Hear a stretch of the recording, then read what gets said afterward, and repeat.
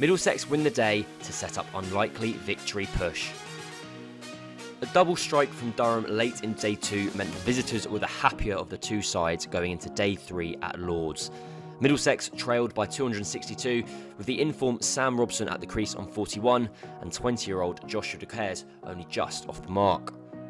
And Robson would pass 50 for the 4th time this season with an outside edge off the bowling of Stokes running down to third man. But the next time Stokes took the outside edge, he'd be celebrating with a wicket. Joshua De Caires gone for 4 and Middlesex 104 for 3. And Middlesex would add just another 20 runs before they'd lose their next. Captain Hanscom unlucky as the ball appeared to hook off his thigh pad and bowl him leg stump. That would be the last wicket to fall before lunch, however, as Max Holden and Sam Robson batted confidently through to the break as they reached the interval 174 for 4, Robson on 77 and Holden 25.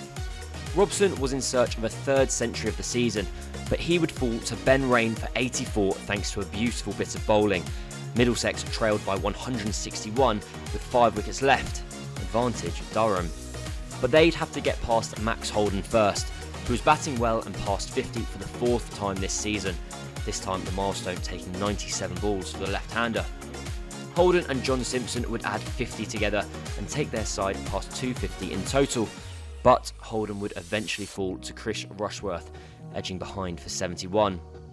It was a much needed breakthrough for Durham, but Middlesex would manage to make it to tea without any further loss. Simpson on 41 and Luke Holman on 7, their team 286 for 6, but trailing only by 64.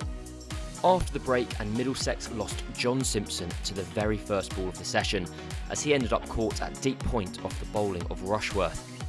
The game then appeared to be meandering before Martin Anderson, who had just been struck nastily on the hand, took one Bryden Cast over for 21. From facing a potential deficit, Middlesex were now looking at building a lead, and much of that was down to Martin Anderson, who bludgeoned and drove his way to a fine half-century in just 53 balls. Him and Holman also brought up their 100 partnership for their 8th wicket, which only came to an end when Salisbury got one to nip back and bowl Anderson for 62. Middlesex now leading by 36 and needing 14 in 3 overs for the final batting point. And Middlesex reached the landmark with an over to spare. Toby Rowland-Jones swinging to the leg side to bring up 400 as Middlesex lead past 50. Amidst the carnage, Holman had worked his way to 41, but he would eventually fall to Ben Stokes, caught at mid-on pulling. Middlesex now 410 for 9. Tim Murtagh was then gone shortly after as he was bowled swinging for the hills by Ben Stokes.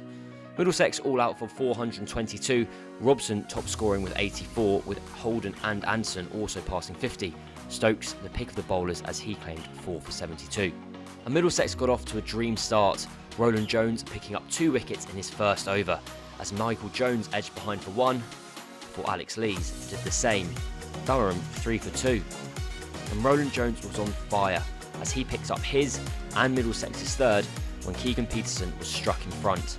Durham 3 down and still trailing by 52. The close of play would arrive shortly after, with Durham 25 for 3 on a day where they had started just ahead and finished just behind. Rowland-Jones' late burst setting up Middlesex with a chance of an unlikely victory.